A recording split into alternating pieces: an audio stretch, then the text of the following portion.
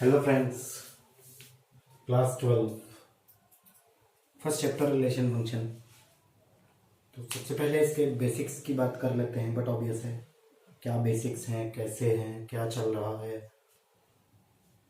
अपना जो पहला चैप्टर है क्लास 12 का काफ़ी इम्पोर्टेंट है for IT JEE is also.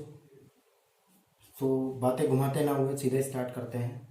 सबसे पहली बात करते हैं चैप्टर के नाम की। चैप्टर का नाम है रिलेशन फंक्शन। तो सबसे पहले बात कर लेते हैं रिलेशन की। क्या रिलेशन होता है। मेरी राइटिंग बहुत ख़राब है, इस पर मत जाइएगा, मैं बोलता जा रहा हूँ, उसको समझते जाइएगा। रिलेशन रिलेशन क्या होता है। जनरली हम लोग रिलेशन क्या समझते हैं, पापा का मम्मी से, भाई का बहन से, यही रिलेशंस होते हैं। अब ये रिलेशन हर फैमिली के अलग अलग हैं। तो रिलेशन को अगर हम एक बेसिक डेफिनेशन से डिवाइड करना चाहें तो हमें जाना पड़ेगा सेट की तरफ। सेट की तरफ कैसे। अगर कोई सेट ए है, देखिए 11 की बात नहीं कर रहा हूँ, 11 क्लियर है। सेट क्या होता था, एक वेल डिफाइंड फंक्शन। इसमें हमने 11th में ए क्रॉस ए एलिमेंट किया था। मीन्स अगर कोई ए है 1,2, इट मीन्स 1,1 1,2 2,1 2,2। ये क्लियर है। कैसे, वो हम जब इस तरीके लिखेंगे इसको 1,2 क्रॉस 1,2, 1 का 1 के साथ, 1 का 2 के साथ, 2 का 1 के साथ, 2 का 2 के साथ। तो अगर कोई ए का रिलेशन डिफाइन होगा तो वो एलिमेंट्स ए क्रॉस ए में होंगे। मीन्स जो रिलेशन बन रहा है वो ए क्रॉस ए से ही बनेगा। यही डेफिनेशन है रिलेशन की। यहां हम पर्टिकुलर ए की बात कर रहे हैं। ए और बी होगा तो ए क्रॉस बी में जाएगा, उससे जो रिलेशन बनेगा वो ए क्रॉस बी के एलिमेंट्स में डिफाइंड होगा। ये रिलेशन होता है। आई थिंक ये क्लियर होगा। किसी को डाउट हो तो कमेंट बॉक्स में बता सकता है। तो इसको नोट कर लीजिए।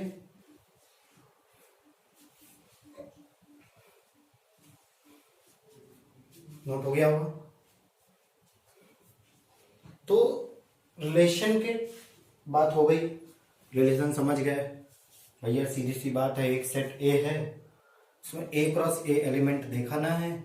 अगर रिलेशन के सारे एलिमेंट ए क्रॉस ए में डिफाइंड है तो वो एक रिलेशन है। अगर हम दो के लिए देख रहे हैं तो ए और बी हो जाएगा। इसी तरीके हम और में भी देख सकते हैं, इट कैन बी लार्ज।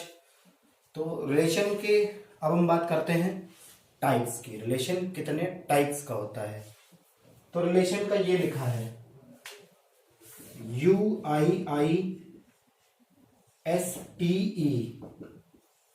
जिसको इधर ना दिख रहा हो UIISTE, इतना याद रखिए तो आपको रिलेशन के टाइप्स याद रहेंगे। हाँ, शॉर्टकट। यू से यूनिवर्सल रिलेशन, आई से identity relation, again I inverse relation, S symmetric, T transitive, E equivalent. तो कुल मिला के कितने रिलेशंस हो गए, 6। तो 6 रिलेशंस हमारे सिलेबस में हैं क्लास 12 के। तो यूनिवर्सल रिलेशन का क्या मतलब है, जिसमें सब कुछ हो। बट ऑब्वियसली यूनिवर्सल का तो यही मतलब होता है। आइडेंटिटी मतलब एक सिंगल डिफाइंड हो रहा होगा वो। इनवर्स मतलब उसका अपोजिट। इधर सिमेट्रिक, ट्रांजिटिव, इक्विवेलेंस और रिफ्लेक्सिव। जो मेन हमें 3 देखने हैं, रिफ्लेक्सिव, सिमेट्रिक, ट्रांजिटिव। अब हम उन पे थोड़ा फोकस करते हैं। इतना क्लियर होगा तो ये रफ कर दे नीचे वाला।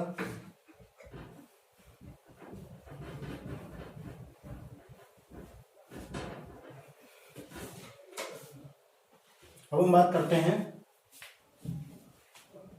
रिफ्लेक्सिव की।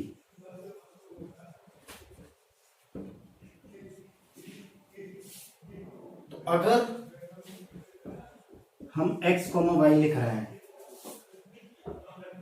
x कॉमा वाई मीन्स हम एक एग्जांपल देते हैं, रिलेशन कुछ इस तरीके से डिफाइंड हो रहा है, L1 L2 such that L1 is parallel to L1, L1 is parallel to L2. सो अगर x कॉमा वाई है रिफ्लेक्सिव में तो उसको हम x कॉमा एक्स कर देंगे, मीन्स L1 कॉमा L2 था, it will be change by L1 comma L1। तो देखते हैं क्या ये सही है, L1 L2 के पैरेलल है, ठीक है, L1 L1 के पैरेलल है, ये भी ठीक बात है भाई, वो लाइन उसके पैरेलल तो है ही। अगर हम इसके बाद बात करें सिमेट्रिक की, तो इट इज ऑल्सो इजी। अगर x कॉमा वाई है तो यहां पर उल्टा हो जाएगा, y कॉमा एक्स, मीन्स अगर L1 कॉमा L2 है तो this is L2 comma L1। क्या मतलब हुआ, L1 L2 के पैरेलल है, हमने चेंज करके लिखा है L2 L1, तो ये रिप्लेस हो जाएंगे, L2 is parallel to L1। तो अगर L1 L2 के पैरेलल है तो L2 L1 के पैरेलल है, ये बात सही है, तो ये सिमेट्रिक हो जाएगा। और क्लियर करने के लिए भी हम एग्जांपल्स भी देखेंगे, सारे एग्जांपल्स में एक्सरसाइज के नहीं बताऊंगा, कुछ इंपॉर्टेंट बता दूंगा। तो इसके बाद आते हैं ट्रांजिटिव। ट्रांजिटिव ये सबसे इजी है, इजी बाकी भी है। अगर हम x कॉमा वाई डिफाइन कर रहे हैं और y कॉमा जेड डिफाइन कर रहे हैं, तो ये x कॉमा जेड को भी डिफाइन करेगा। कहने का मतलब हुआ L1 L2 के पैरेलल है, अब L2 L3 के पैरेलल है, तो L3 और L1 भी पैरेलल होगा, या L1 और L3 पैरेलल होगा, means x comma y y comma z, ये डिफाइन करेंगे x कॉमा जेड को। L1 L2 के पैरेलल था, L2 L3 के पैरेलल था, तो L1 L3 के पैरेलल बट ऑब्वियस है, ये बात मुझे डिक्टेट करने की जरूरत तो नहीं है। L1 L2 के पैरेलल है, L2 L3 के पैरेलल है, और इसीलिए L1 और L3 भी पैरेलल्स होंगे। तो ये है ट्रांजिटिव। और जो रिफ्लेक्सिव, सिमेट्रिक और ट्रांजिटिव तीनों होता है उसको बोलते हैं इक्विवेलेंट लास्ट रिलेशन। तो this is all about relation, इतना ही है रिलेशन में, नोट कर लीजिए।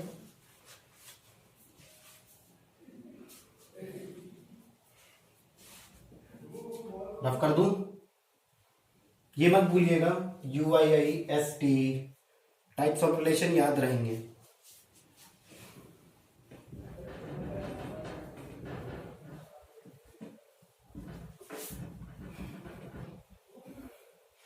अब बात कर लेते हैं थोड़ी फंक्शन की। फंक्शन काफी इंपॉर्टेंट टॉपिक है। फंक्शन क्या होता है, तो फंक्शन से पहले हम थोड़ा जान लें डोमेन के बारे में, कोडोमेन के बारे में और रेंज के बारे में। तो इसका एक बेसिक एग्जांपल है, थोड़ा उसको समझने की कोशिश कीजिएगा। अगर हस्बैंड है, वाइफ है, चाइल्ड है, तो ये दोनों मिल रहे हैं तो ये बन रहा है। ये करता कौन है, फंक्शन। फंक्शन में जब डोमेन डालते हैं तो वो हमें रेंज दे देता है। डोमेन मिल किससे है, कोडोमेन से, तभी वो रेंज बना रहा है। इसकी और क्लियरिटी भी हम आगे भी देखेंगे। फंक्शन बेसिकली डिफाइन करने के लिए हम ये कह सकते हैं कि फंक्शन एक ऐसा ऑपरेटर है जो इनपुट लेके आउटपुट देता है।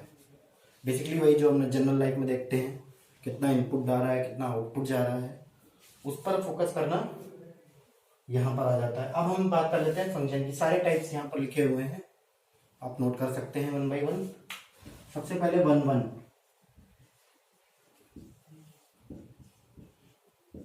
तो मैं भी इसको मैपिंग से समझा रहा हूं, बाद में इसको कैसे क्वेश्चंस करने हैं वो भी समझा दूंगा। मैपिंग बेसिक समझ लीजिए।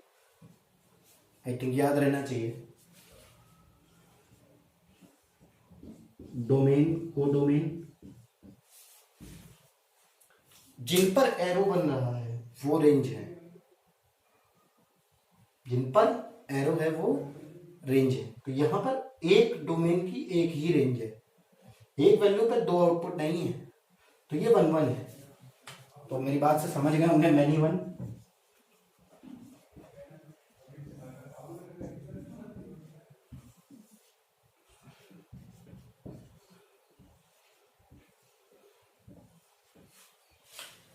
यहां पर एक इनपुट का दो आउटपुट है, मतलब दो रेंज है, बट ऑब्वियस है वो नीचे डोमेन और कोडोमेन है।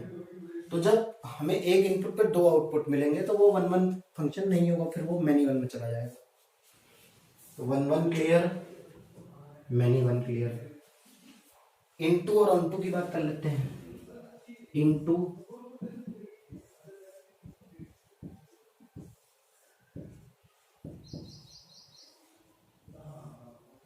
अब मैपिंग कोई भी हो, 1 1 हो और मैनी वन हो, लेकिन जो कोडोमेन का एलिमेंट होगा वो एक तो फ्री होगा। जैसे यहाँ पे एक भी एलिमेंट फ्री नहीं है, सबने रेंज दे दी भाई, जिन पे एरो बन रहा है वही रेंज है।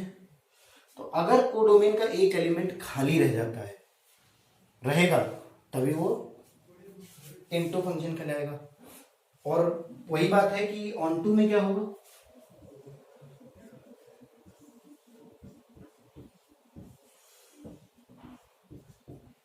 इससे मतलब नहीं है कि मैनी वन है 1 1 है, आइदर कुछ भी हो, बट इनटू में एक कोडोमेन का एलिमेंट फ्री रहेगा, कोई भी एक, वहां 4 भी हो सकते हैं, और ऑन टू में कोई भी एलिमेंट फ्री नहीं होगा। तो 1 1 हो गया, मैनी वन हो गया, ऑन टू हो गया, इनटू हो गया। हाँ ये याद रखना, ऑन टू को सर्जेक्टिव बोलते हैं, इनटू को इंजेक्टिव, और 1 1 ऑन टू को बाइजेक्टिव। क्लियर है?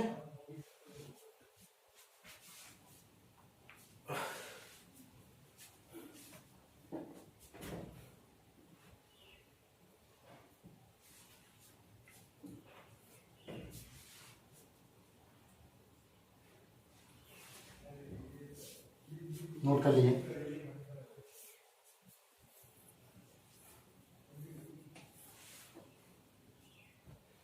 यहां पर हम लोग आगे चल के भी देखेंगे कि इंजेक्टिव 1 1 में आ जाता है। इसको ऑन टू के लिए एग्जैक्टली नहीं बोल सकते, मैंने एरो बना दिया था, लेकिन ये 1 1 में कंसीडर होगा। अभी ये क्या होगा आगे वो तो हम अभी एक्सरसाइज में इसको रिपीट करेंगे ही, देखेंगे ही। तो अभी basic 1 1 many one into onto clear है, नोट हो गया होगा।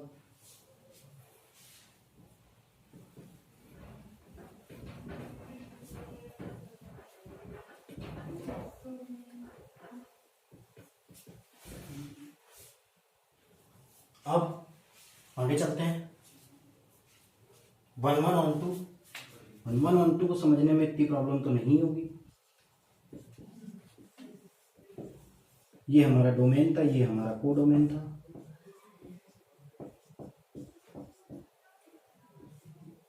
तो 1 1 का क्या मतलब है, एक आउटपुट।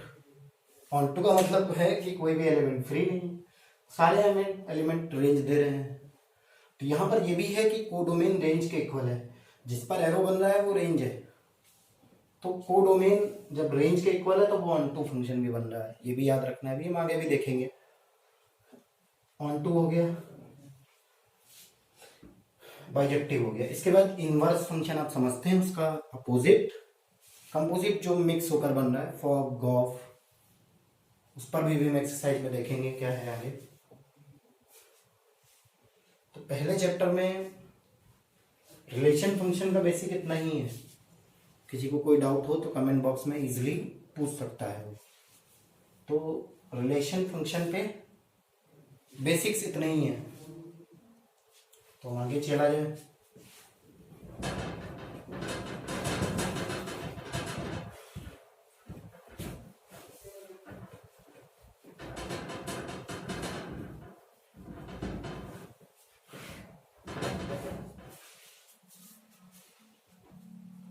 अब बात कर लेते हैं एक्सरसाइज के कुछ क्वेश्चंस की।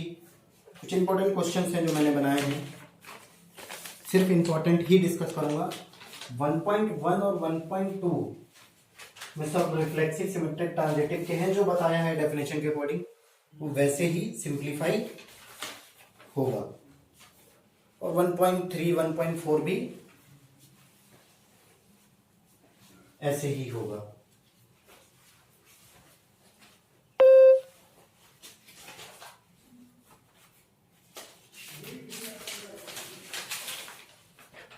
तो बात करते हैं पहले 1.11 और 1.12। एक्सरसाइज नोट कर लीजिएगा। 1.11 1.12 कुछ जैसे हम एक क्वेश्चन देखें, एक्सरसाइज 1.1 का पहला क्वेश्चन। क्या क्वेश्चन है?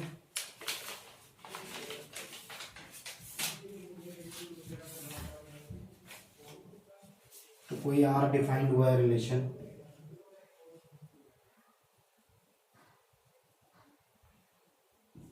Are is a set A equal 1 2 3 4 5 6,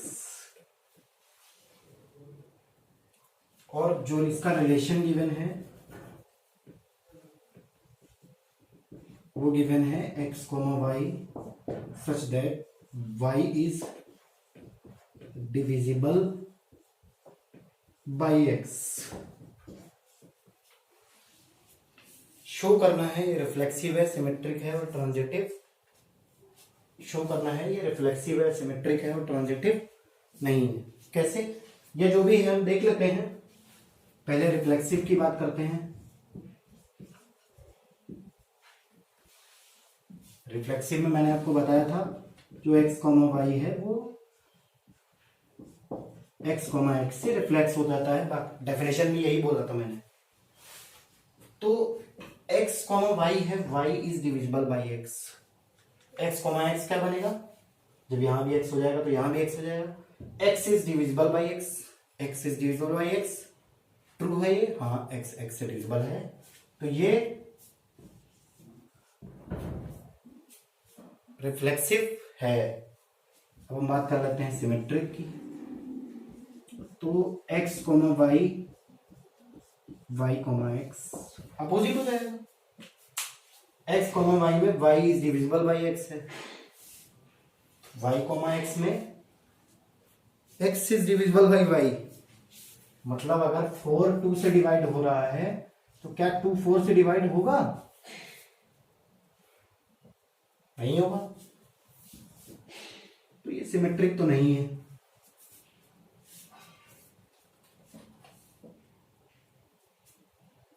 अब बात कर लेते हैं ट्रांजिटिव की।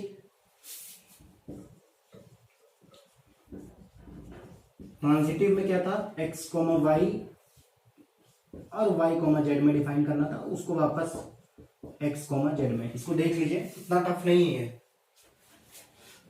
तो x, y में क्या है? y x से डिविजिबल है, y, z में z y से डिविजिबल है। तो अब ये क्या कह रहा है? x, z x से डिविजिबल होगा y में x का डिवाइड हो रहा है, y में z का डिवाइड हो रहा है, तो y में z का डिवाइड हो रहा है, इसका मतलब x में भी z का होगा, या z में x का तो होगा ही होगा। समझ रहे हैं ना आप? एग्जाम्पल दूं और एक। सपोज दैट x, y है 4, 16। तो 16 इज डिविजिबल बाई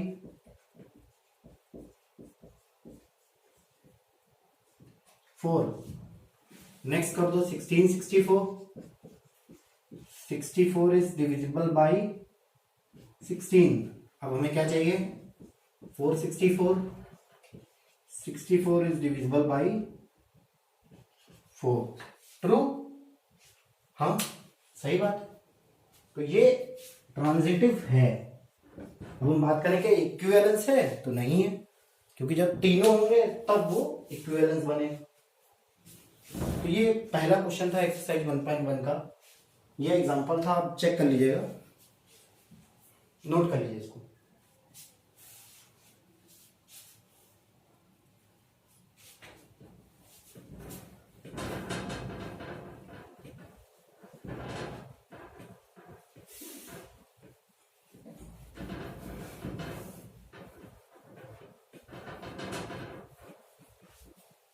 तो एक क्वेश्चन देख लिया।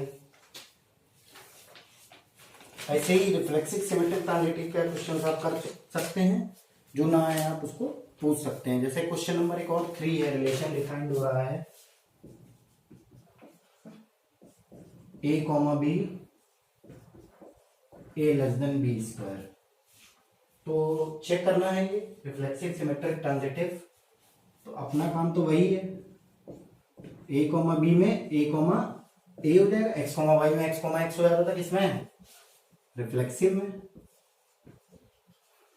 तो अगर यहाँ a हो जाएगा तो a कभी a स्क्वायर के इक्वल नहीं होगा, तो ये रिफ्लेक्सिव तो नहीं है। सिमेट्रिक की बात कर लें तो आप समझ ही रहे होंगे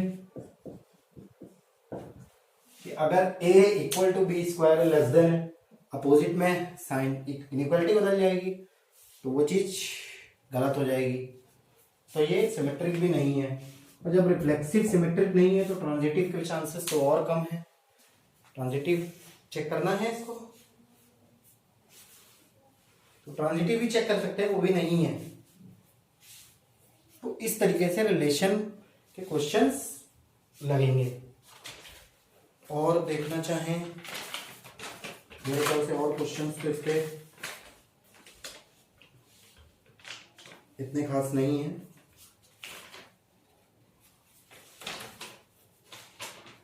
अब हम बात कर लेते हैं एक्सरसाइज 1.2 में। 1.1 में ऐसे ही क्वेश्चन है, मैंने आपसे कहा था एक्सरसाइज के पूरे क्वेश्चन नहीं होंगे, कुछ क्वेश्चन होंगे जो मुझे लगेगा कि बच्चों को बहुत टफ लगते हैं, वो मैं कर दूंगा। तो 1.1 on 2 सब समझते हैं, तो एक 1.1 on 2 का एग्जाम्पल देख लेते हैं। 1.2 का क्वेश्चन नंबर फर्स्ट इसको रफ कर देता हूं।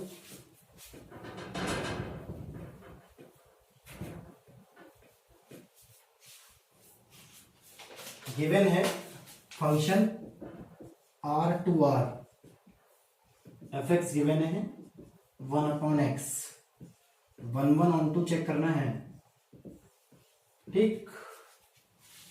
तो आओ चेक कर लेते हैं। तो 1.1 चेक करना तो बहुत इजी है, कैसे? fx1 बराबर fx2, 1/x1 बराबर 1/x2, तो यहां से दिख रहा है x1 x2 के इक्वल है, तो 1.1 है। इसका क्या मतलब है? ये जो गिवन है कि ये जो है ये डोमेन है, तो ये क्या है? ये क्या है? ये रेंज है। कहने का मतलब हुआ डोमेन और रेंज क्वेश्चन में गिवन होगा, उसके अकॉर्डिंग ही हमें काम करना होगा। अब हम बात कर लेते हैं इसके ऑन टू होने की। तो 1.1 है, क्लियर है। तो अगर हम इसको डिफाइन करें R2R में, अगर हम वैल्यू निकालें f1.2 की,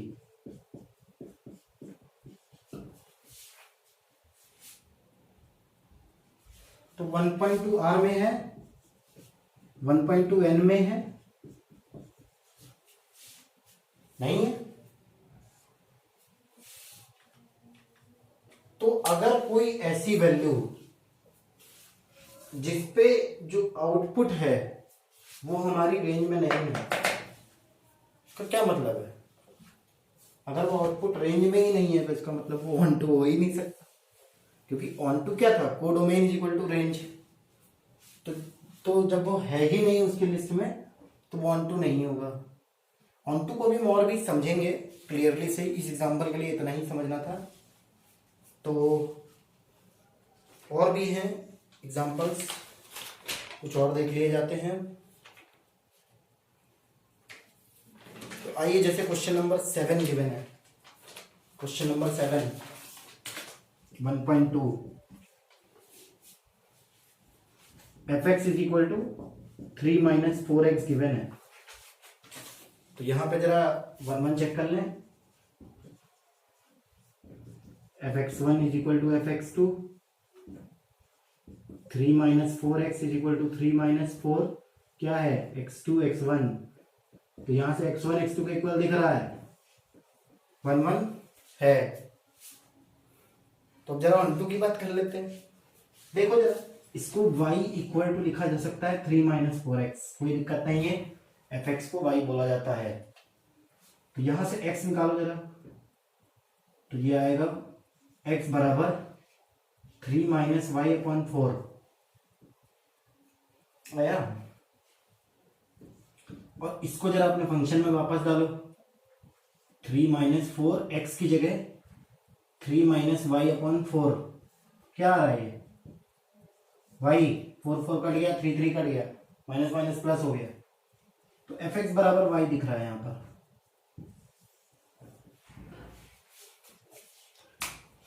तो किसी फंक्शन में अगर हम उसमें से y जो गिवन है उसको x के टर्म्स में निकाल लें और फिर उस x को वापस फंक्शन में डाल दें, और हमारा जो फंक्शन है वो एफ एक्स वाई के इक्वल है, तो ही वो ऑन टू हो जाता है। वो डोमेन और रेंज यहां पर इक्वल हो रही है। कॉन्सेप्ट से कैसे हो रही है, इसमें थोड़ा इनवर्स रिलेशन लगा हुआ है, वो हम डिस्कस कर लेंगे। क्वेश्चन में कोई डाउट हो तो पूछ सकते हैं।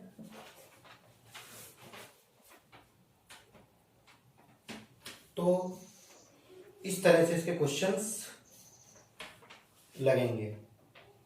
अब हम बात कर लेते हैं थोड़ी फॉग और गॉफ की। फॉग और गॉफ की बात करने की जरूरत है क्या, कुछ क्वेश्चंस लगाने पड़ेंगे फॉग और गॉफ के।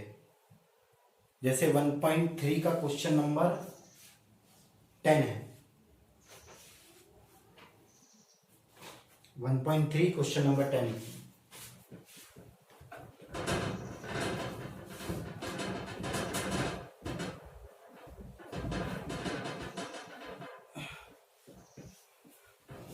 तो 1.3 क्वेश्चन नंबर 10 देखिए,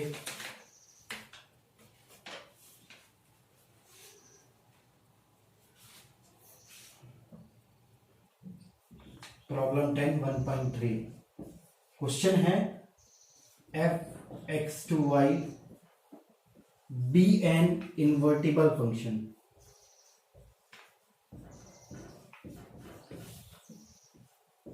show f has unique inverse।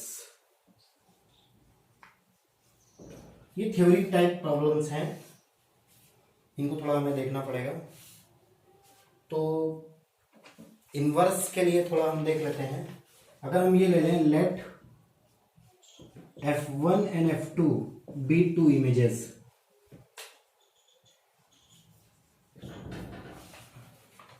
Unique inverse का क्या मतलब है, एक इमेज होगा बस, एक से ज्यादा इमेज नहीं हो सकता। तो हमें इनवर्स के लिए ये याद रखना है कि जो फॉग होता है वो गॉफ के बराबर होता है।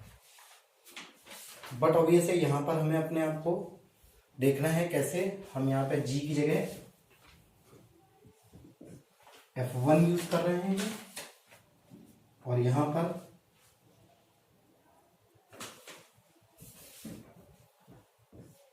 f2 यूज कर रहे हैं फंक्शन के लिए। तो पहले फंक्शन के लिए f1, दूसरे फंक्शन के लिए f2।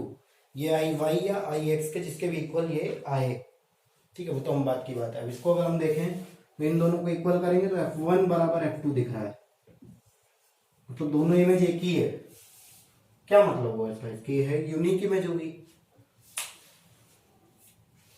तो यहां पे हम ये डायरेक्ट भी लिख सकते हैं f1 बराबर f2। इट मीन्स क्लियर है कि इसका एक ही इमेज होगा। तो नोट कर लीजिए इसको। ये थ्योरेटिकल क्वेश्चन था, इसके अलावा अगर कोई क्वेश्चन आपको टफ लगता है एक्सरसाइज में तो कमेंट बॉक्स में डाल के बोल सकते हैं, मैं उसको बाद में सॉल्व करके अपलोड कर दूंगा।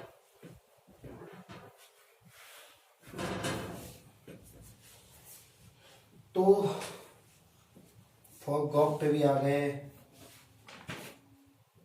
अब कहाँ चलें? अब चला जाए एक इनवर्स का क्वेश्चन कर लिया जाए। इनवर्स कैसे निकाला जाएगा? वैसे मैंने इनवर्स इसमें दिखाया नहीं है, हाँ बाकी इसके कुछ थ्योरेटिकल क्वेश्चंस हैं, अगर उसमें कुछ डाउट लगे तो आप पूछ सकते हैं मुझसे। तो अब बात करते हैं रिलेशन के दूसरे पार्ट की। मैंने इसको थोड़ा जल्दी में किया है। कुछ एक्सरसाइज के क्वेश्चंस अगर आपको टफ लगते हैं तो आप उसे बट ऑब्वियसली कमेंट बॉक्स में डाल के पूछ सकते हैं, मैं वो बता दूंगा। कॉन्सेप्ट्स मैंने सारे बता दिए हैं। अगर कहीं पे भी इसके बाद आपको दिक्कत आ रही है तो फिर थोड़ा समझिए, डाउट करने जैसा कुछ इसमें है नहीं। अब हम बात करते हैं रिलेशन फंक्शन के दूसरे पार्ट की। दूसरा और बहुत ही important point, binary operation. Binary operation, इसका क्वेश्चन 50% बच्चा पेपर में छोड़कर ही आता है, क्योंकि उसको कॉन्सेप्ट्स ही नहीं पता होते। नथिंग इज टफ, कुछ भी आपको यहाँ टफ नहीं लगने वाला, मैं हूं। तो डेफिनेशन की बात कर लेते हैं।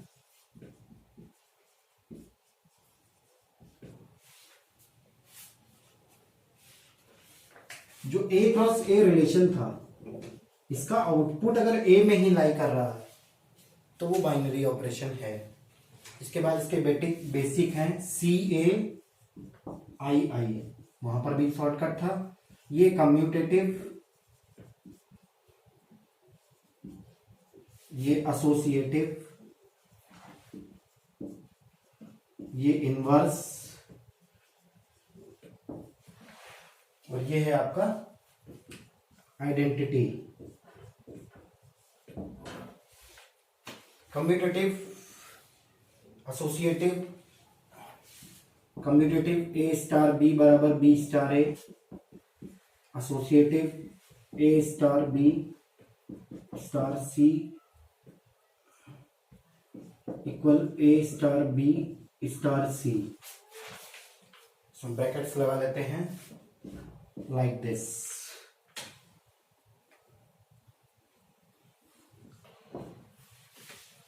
इनवर्स को डिफाइन करने के लिए यहां पर A स्टार B बराबर B स्टार A, E इसका आइडेंटिटी एलिमेंट हो जाता है, और आइडेंटिटी एलिमेंट के लिए A star E equal E star A equal A। जितना है इतने में ही है, कम्यूटेटिव, एसोसिएटिव, इनवर्स, आइडेंटिटी। तो ये बाइनरी ऑपरेशन है। तो बाइनरी ऑपरेशन बेसिकली जो डिफाइंड होता है वो स्टार में होता है। Suppose that star A comma B equal दिया गया है A plus B minus AB, तो ये स्टार बाइनरी ऑपरेशन को डिफाइन कर रहा है। अगर हम इसकी कुछ प्रॉब्लम्स देखना चाहें, बट अब ये बुक की ही देखेंगे, अलग नहीं जाएंगे। जैसे प्रॉब्लम नंबर 1 था 1.4 एक्सरसाइज का, on Z plus A star B A minus B। तो A माइनस B, अगर हम 1,2 को देखें, मतलब बात तो ये 1 स्टार 2, तो 1 स्टार 2 मतलब 1 माइनस 2 इट इज -1। ये Z प्लस में नहीं आता, तो ये बाइनरी ऑपरेशन नहीं है। दूसरा वाला, तीसरा वाला, ऐसे ही हम लोग देख सकते हैं। उसको उसकी में लाई कराना पड़ेगा। इसके बाद प्रॉब्लम नंबर 8 है A star B is equal to HCF of A and B। ये गिवन है। कम्यूटेटिव एसोसिएटिव आप कर लेंगे। तो यहां पर मेन चेक करना है कि HCF ऑफ A, E हमें पता है अगर हम इसकी आइडेंटिटी चेक कर रहे हैं तो ए star e is equal to e star a is equal to a. इसको ध्यान से देखिए आप, अगर हम HCF ए और ई का करेंगे तो ए नहीं आएगा कभी। तो ये प्रॉपर्टी होल्ड नहीं हो रही है, यहाँ पर नहीं होल्ड हो रही है तो मतलब ये बाइनरी ऑपरेशन नहीं है। बाइनरी ऑपरेशन होने के लिए ये प्रॉपर्टीज का होल्ड होना बहुत जरूरी है। अगर ये प्रॉपर्टीज होल्ड हो रही हैं तो ही हम उसको बाइनरी ऑपरेशन बोल सकते हैं। इतना टफ नहीं है ये, समझने पर है थोड़ा। और देखेंगे आप तो चलिए एक एग्जांपल देख लेते हैं। क्या एग्जांपल है? पेपर में आया हुआ क्वेश्चन है, star is a binary operation on N natural number but obvious है, और गिवन है यहाँ पे a star b LCM of A comma b. पहला निकालना है फाइंड 20 स्टार 16। निकल जाएगा ये। ए कॉमा बी क्या गिवन है? LCM of A comma B, तो ए स्टार बी सॉरी, तो 20 स्टार 16 क्या हो जाएगा? LCM of 20 16 it is what? 80। फिर इसको कम्यूटेटिव और एसोसिएटिव चेक करना है, वो आप चेक कर सकते हैं। बट ऑब्वियस है ए स्टार बी बराबर बी स्टार ए है तो वो कम्यूटेटिव है। Associative a star b is equal to b star a. अगर इसमें कुछ प्रॉब्लम हो तो आप हमसे पूछ सकते हैं, कोई दिक्कत की बात नहीं है। एक इसका टेबल एनालिसिस वाला क्वेश्चन देख लेते हैं, ये लास्ट होगा और इसी के साथ आपका पहला चैप्टर कंप्लीट हो जाएगा। तो ये नोट कर लीजिए, बहुत इंपॉर्टेंट चीजें हैं, ये याद रहेंगे भी। मैं एक टेबल बनाना आपको और सिखा देता हूँ जो इसमें लास्ट है। अदरवाइज अगर आपको कुछ प्रॉब्लम होती है तो आप हमारे कमेंट बॉक्स में बता सकते हैं।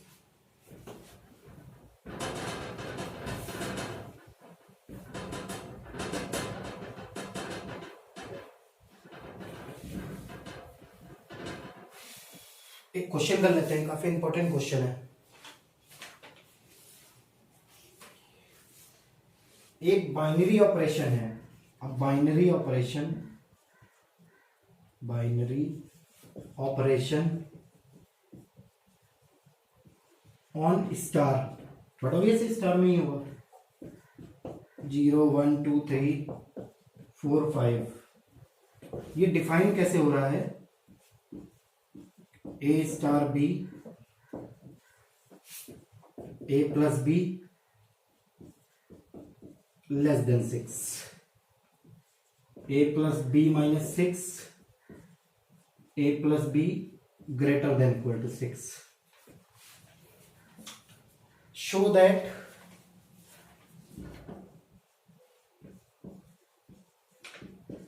A is identity element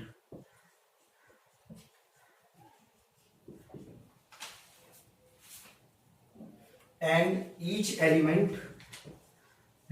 each element is invertible with 6 minus a। Check कर लेते हैं। 0 1 2 3 4 5 स्टार में डिफाइन करना है। लाइनें खींच लेते हैं। इजी है टेबल बनाना, ना मेहनत नहीं है।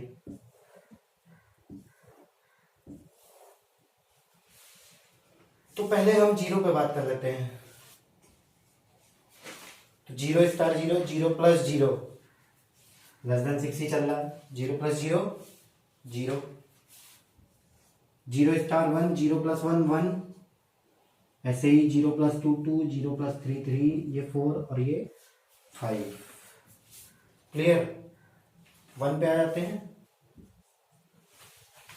1 स्टार 0 क्या होगा? 1 2 3 4 5।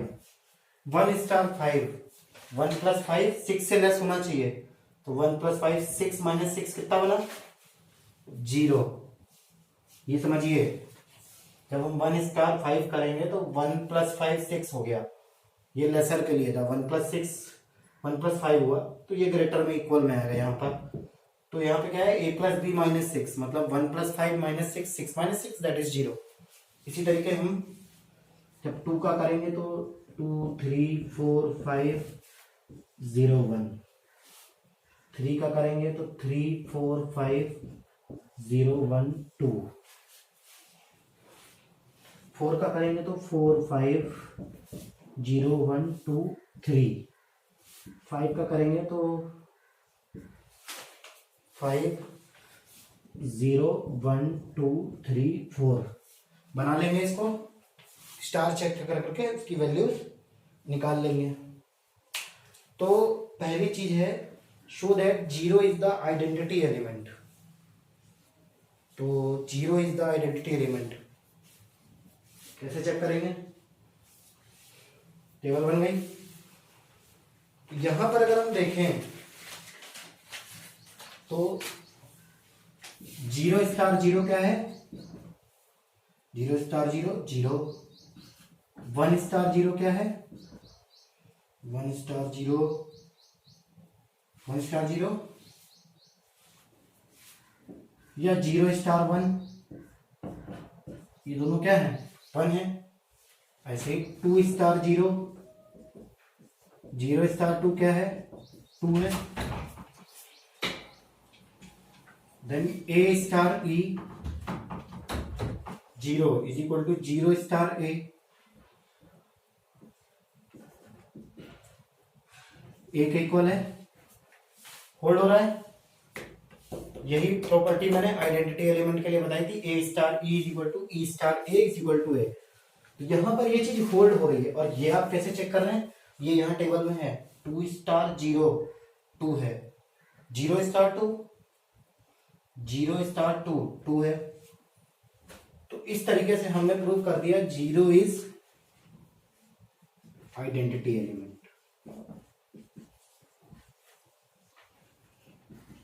ये इतनी चीज आफ्टर द टेबल होगी।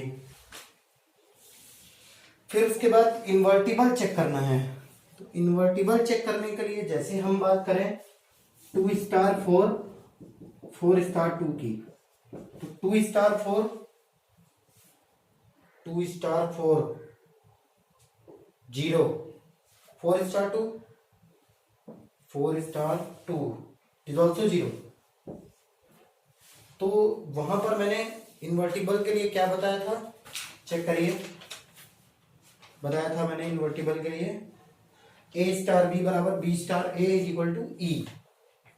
तो यहां पर 2*4 बराबर 4*2, और ये किसके इक्वल है?